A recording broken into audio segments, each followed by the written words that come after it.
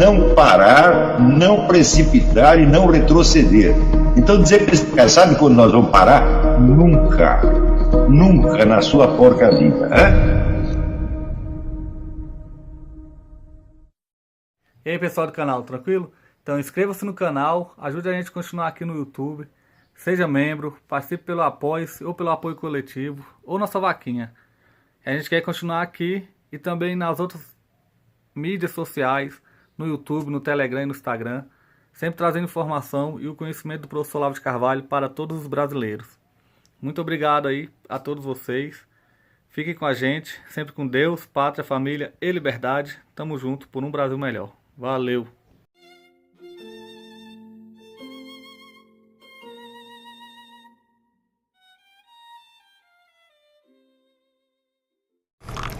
Então, se você falar por uma própria palavra Israel, ela tem dois significados antagônicos. Por um lado, Israel é uma nação que luta pela sua identidade e pela sua sobrevivência, e nesse sentido ela está alinhada com as forças nacionalistas do mundo. Tá certo? Mas você fala Israel, por outro lado, você tem um monte de figuras eminentíssimas da comunidade judaica que são a expressão, o suprassumo da expressão do globalismo, como o próprio Jorge Soros. Então, falando que raio de os judeus é isso? Você não pode esquecer que esse pessoal todo que apoia, vota no Obama, apoia o Obama, dá dinheiro para a candidatura Obama e tal, fala, peraí, em que sentido esses caras são judeus? São judeus porque nasceram numa família judaica, mas eles estão contra, como dizer, são judeus do B. O que é o judeu do B? É aquilo que Cristo chamava sinagoga, Satanás, que ele definia de uma maneira claríssima. São aqueles que dizem que são judeus, mas não são. Está cheio desses caras no meio de Israel. Eles nasceram da família judaica, mas eles estão contra. Na União Soviética, o governo se aproveitou disso, criou uma seção judaica, constituída de judeus comunistas, para se infiltrar nas sinagogas e denunciar os rabinos. Então houve o famoso caso do Rabino Schneerson, que foi um dos grandes líderes religiosos judeus do século XX, que passou 16 anos na cadeia por causa disso. Agora, chega lá o francês com aquele ranço antissemita que vem do tempo do caso Dreyfus e faz um monte de frases cujo sujeito é os judeus.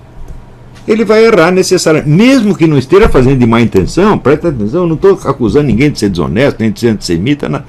É um simples hábito mental que ninguém incorporou e que não vai lhe permitir entender as coisas com a complexidade que elas têm.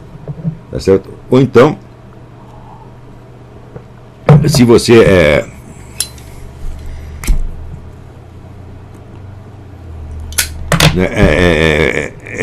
pró-islâmico, aqui nos Estados Unidos uma das entidades que mais entusiasticamente combate essa violência islâmica, a tirania islâmica, é fundada por um muçulmano. Lá também é um saco de gato, pode caber tudo. Tá? Então é difícil você generalizar essas coisas. Agora, uma análise verdadeira, ela tem que levar em conta todas essas sutilezas, todas essas nuances, e isto só é acessível à consciência individual na medida em que ela queira realmente enxergar o que está acontecendo. Então, é claro que o ser humano é movido pelas suas paixões, mas a paixão de conhecer a verdade não existe. Não existe um treco chamado curiosidade, meu Deus do céu. Não tem o ditado: a curiosidade matou o gato? Até o gato tem curiosidade, como é que o ser humano não vai ter? Quer dizer, o ser humano é movido pelas paixões, mas quem diz que as paixões têm que ser paixões partidárias? Tem que ser paixões em função de crenças, vamos dizer, já assimiladas antes de conhecer o assunto. Né? Não existe a paixão de conhecer. Né? Eu acho, por exemplo, quando eu li o Richard Rorty, né, ele sempre dizia, não, tudo isso é movido por paixões, etc. Eu digo, sim, é paixão, mas qual era a paixão dominante de Platão? Ou de Sócrates? Eu acho que eles estavam desesperadamente buscando a verdade. Quer dizer, o filósofo é eminentemente um indivíduo que, numa certa situação, ele sente a sua própria desorientação e a desorientação geral, e ele tenta, para usar a imagem do Ortega y Gasset, ele é como um náufrago, ele está tentando se manter à tona para ele conseguir enxergar o que está acontecendo. Essa paixão não só existe, como uma vez que ela despertou em você, é uma das paixões mais fortes do ser humano, e é ela que eu procuro despertar em vocês. Ou seja, nós podemos ser contra ou a favor disso ou daquilo, e temos todo o direito disso, e às vezes é bom isso aí, mas você tem que ser, em primeiro lugar, contra a confusão, contra as trevas, contra a ignorância, tá certo? E contra essas ideias estereotipadas que já vêm com metade do diagnóstico pronto antes de ter examinado o doente, né? Então, se for possível desenvolver esta paixão do conhecimento, quando se fala paixão do conhecimento também é uma coisa ambígua, porque você pensa assim, não, paixão do conhecimento é você entrar na universidade, ler um monte de livro, etc. Não. Universidade, livro, tudo isso são meios para o conhecimento, isso não é o conhecimento. Não é isso? Então, por exemplo, o pessoal sempre imagina que eu gosto de ler. Eu falo, não gosto de ler, não, eu gosto de saber o que está escrito lá. Agora, se alguém me contar, ler e me contar, é muito melhor. Não é isso? Mas ninguém faz isso, então faço eu mesmo. Em geral, eu descubro o livro primeiro, eu leio primeiro, eu conto a vocês. Mas se alguém me contasse... Por exemplo, a primeira vez que eu tomei conhecimento da filosofia do Heidegger foi um sujeito que leu um livro e me contou inteirinho. Me poupou de ler esse livro, né? Então, o conhecimento é um estado interior. Um estado interior onde os fenômenos da vida, seja externa, seja interna, começam a se articular para você com uma clareza e uma necessidade até o ponto em que você pode dizer, não pode ser de outra maneira. Então você chegou no elo da necessidade, que vem do nec cedere, nec cedo, latim, é uma coisa que não cede, não pode não ser assim. Infelizmente, o número de assuntos nos quais nós podemos chegar a esse nível de certeza é pequeno, e em geral nós temos que nos contentar com parece que é assim, tá certo? E o contrário disso não parece verdadeiro. Isso, às vezes não conseguimos passar disso. Ficamos, vamos dizer, não podendo alcançar. É o que está nos 4 discursos, não podemos alcançar certeza, nós buscamos a razoabilidade, e se não tem a razoabilidade, então você busca ao menos a verossimilhança, né? Quando não pode nada disso, então você especula a possibilidade, sua imaginação está livre para imaginar o que quiser. Então, disso aí nós não escapamos realmente.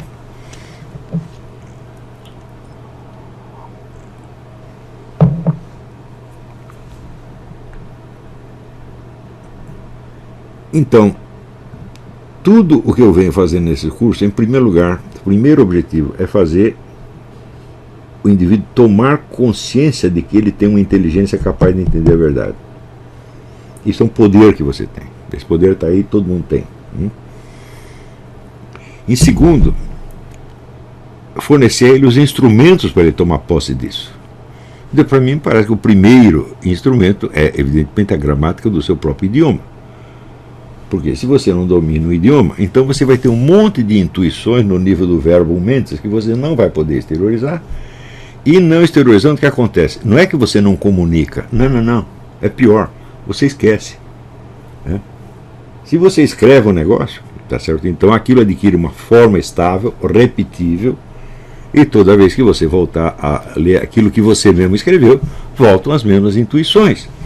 Ou seja, o pensamento está sempre fluindo, ele está sempre em movimento. E se nós não conseguimos apreender a sua forma e fixá-la de algum modo, ele vai embora. Então, obrigado. O que é isto? Leite? Obrigado. Então, se você não tem um domínio suficiente do seu idioma, você não vai muito longe. Dante dizia o seguinte, que a gramática é a construção material da linguagem. Ou seja, acima da linguagem existe uma construção mais sutil. Por exemplo, a construção da argumentação, ela não é uma construção de palavras, mas uma construção de argumento que, em princípio, poderia se expor também com outras palavras. Então já não é uma construção verbal, é uma construção ideal, lógica. Ora, como é que o indivíduo vai guardar na cabeça as construções lógicas se ele não é capaz sequer de guardar a forma material das sentenças? Né? Então, insistir na importância da gramática nunca será excessivo. Tá certo? É claro que As regras gramaticais são muitas vezes flexíveis e você deve flexibilizá-las tantas vezes quanto for necessário. Mas não é possível você flexibilizar uma coisa que você desconhece. Tá certo? Então, isso quer dizer, você jogar com expressões populares, com construções um pouco não ortodoxas, tá? É uma coisa que você pode fazer desde que você saiba com o que você está lidando. Eu mesmo faço isso nos meus posts do Facebook, está cheio de expressões populares, de construções esquisitas, tá certo? Que eu copio da linguagem popular, porque também conhecer a linguagem popular também é importante. Por quê? Porque senão você se desliga do seu meio. A linguagem popular, ela muda com uma velocidade impressionante, ela coloca milhões de palavras, milhões de expressões, na geração seguinte já esqueceu tudo, né? Eu me lembro, por exemplo, nos anos 70, 80, eu lia muito o Pasquim, e o Pasquim tinha uma linguagem popular tipicamente carioca, tá certo? Que hoje já se tornou quase incompreensível, tá certo? Isso não é só uma exigência de comunicação, mas uma exigência de compreensão. Se você não capta os jogos de palavras da linguagem popular, você não sabe qual é o meio social em que você está. Você perde a sensibilidade do meio, tá entendendo? Então, você está perdido no espaço. O indivíduo pode, por exemplo, agora aqui vou só escrever gramaticalmente, seguir as regras todas, só vou ler o que sejam clássicos de idioma, então você fica perdido. Também isso não adianta. Então, a tensão entre a regra gramatical e a expressão popular é um elemento altamente benéfico e fecundante para um escritor, para um pensador, etc, etc. É certo? É um problema que nunca tem solução, justamente por não ter solução, é o que eu chamo uma área de tensão, tá certo? Esta tensão você observa claramente. Por exemplo, tem um escritor brasileiro que eu aprecio muito, que é o Marcos Rebelo. Um sujeito que morreu antes de poder completar a sua obra-prima, que chamava O Espelho Partido, mas ele escrevia de uma maneira estritamente gramatical, mas usando o que ele podia das expressões populares cariocas. Fica muito bonito, no fim das contas, funciona pra caramba, porque tem uma naturalidade e tem uma forma ao mesmo tempo. Então a forma que consegue captar, vamos dizer, o próprio movimento da linguagem, essa é uma grande realização literária, não é isso? Então,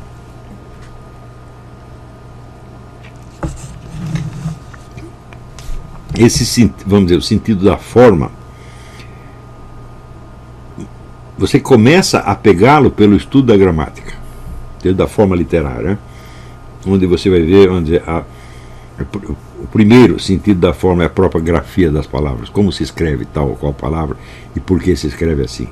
É impossível você aprender a ortografia do português do Brasil sem você notar nela um monte de defeitos. Tá certo? Esses defeitos são óbvios, porque são coisas que soam muito diferente do que está escrito, né? Eu, por exemplo, nunca me conformei com a grafia Islã com tio, porque o tio significa nasal, é um N, na verdade. E nunca existiu a palavra Islã com N. A Islã é com M, né? Então tinha que tirar esse tio e botar um M no final, mas os caras registraram assim ficou, né? Eu já decidi, eu nunca escrevo Islã com tio, nunca. Os caras falam, tá errado, não interessa, vai ficar assim, né? Vai ficar assim por quê? Porque assim é que é o certo. O codificador da gramática é que está errado, né? Do mesmo modo, vamos dizer, essa nova acordo ortográfico que foi firmado aí, bom, eu acho tremendamente humilhante vocês terem que se submeter a um acordo ortográfico promulgado por um semi-analfabeto, que é o Lula. E tem uma série de absurdos nesse acordo ortográfico, então a gente segue naquilo que é possível e viola o código onde for necessário. Mas toda esta constante meditação, vamos dizer, das formas gramaticais e não gramaticais, isto é de uma importância tremenda para quem pretende escrever alguma coisa, né? Então, a língua, na medida em que você absorve esses aspectos conflitivos dela, ela se torna um organismo vivo na sua mão. Mas, se não fizer isso, você nunca vai escrever nada que preste, tá certo? E sempre você vai ficar capenga, porque se você tenta ser inteiramente gramatical, você se torna artificial e pedante. E se você tenta ser mais popular, você cai na vulgaridade e às vezes no incompreensível. Você quer uma coisa que na hora tem um efeito Danado, 3 anos depois a gíria já mudou toda, ninguém te entende mais. Nem você se entende a si mesmo. Esse sentido da forma, na verdade, ele é tudo, ele é a essência da inteligência humana. O que a inteligência humana faz? Já dizia Aristóteles, ela apreende formas. Forma não é formato, não é desenho. Tá certo? A forma é como se fosse, vamos dizer, a fórmula, o algoritmo, a chave interior. Não é isso? Então, o que nós aprendemos dos seres que nós percebemos são as suas formas e não a sua matéria. Mas quando você vê um elefante, você não põe um elefante dentro da sua cabeça, você apreende a forma dele. O que é a forma? É só o perfil externo? Não. O perfil externo do elefante seria um formato de elefante, o qual pode recobrir muitas coisas. Um elefante de porcelana tem formato de elefante e ele não é um elefante. Então, na hora que você capta o elefante e capta o elefante de porcelana, você captou duas coisas totalmente diferentes, unidas apenas pelo seu formato. Mas, dentro do elefante tem, vamos dizer, uma vida, ele está em movimento. Você sabe que ele é um animal, tá certo? Ele dá uma tremenda impressão de força que se incorpora na forma que está na sua mente. Tá certo?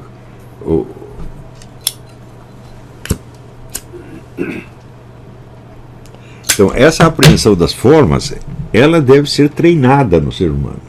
Nós todos temos essa capacidade naturalmente, como toda capacidade natural, como a capacidade de andar, você nasce com ela, mas você tem que aprendê-la.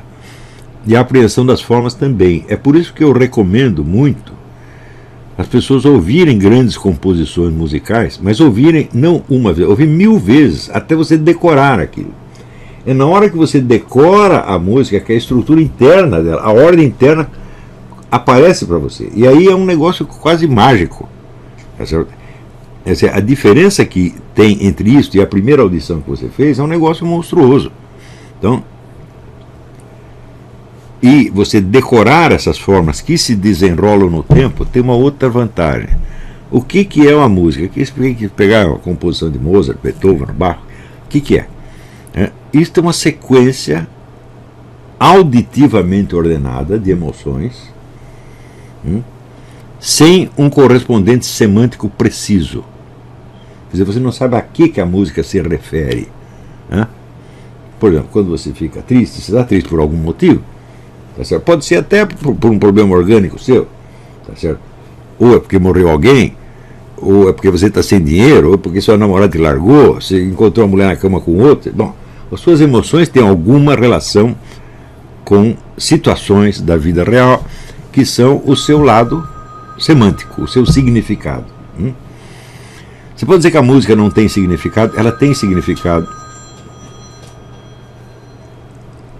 mas é um significado indefinido e impreciso. Então, você tem as emoções e elas são conduzidas pela sequência musical,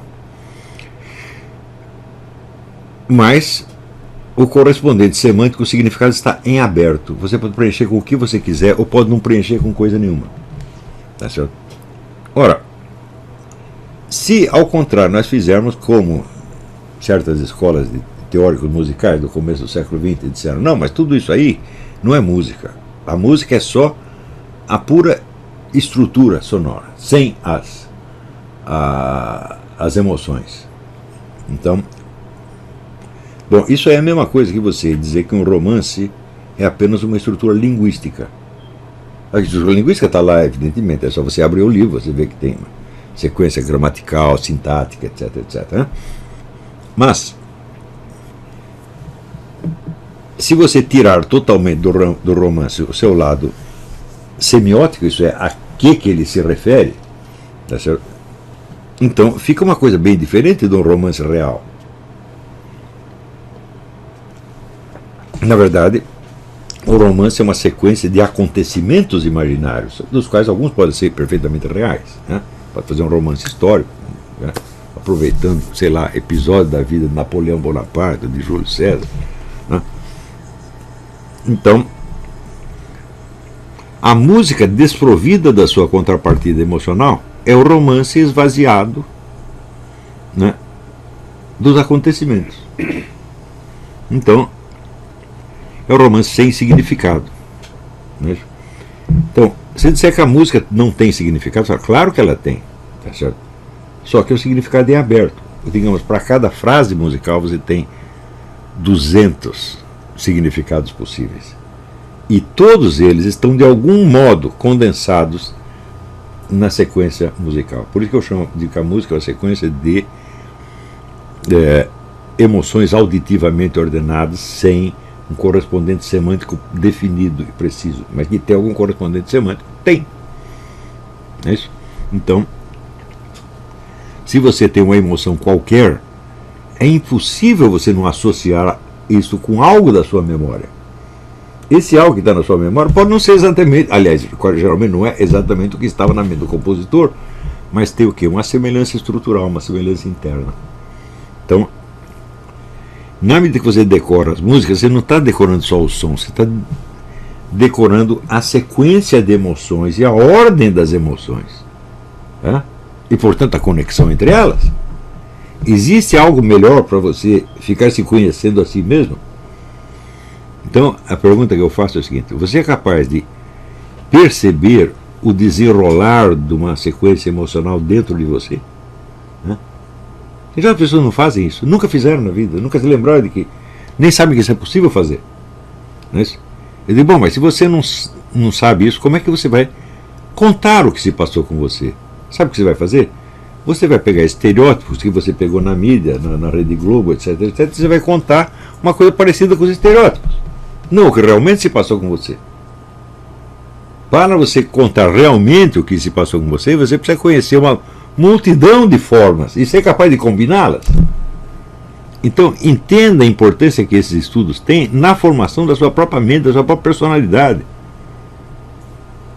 Então, quando eu falo paixão pelo conhecimento, eu estou falando coisas nesse nível. Não é os livros que você lê, os livros são meios. Os estudos que você fez na universidade são meios. As pessoas podem ter paixão por isso.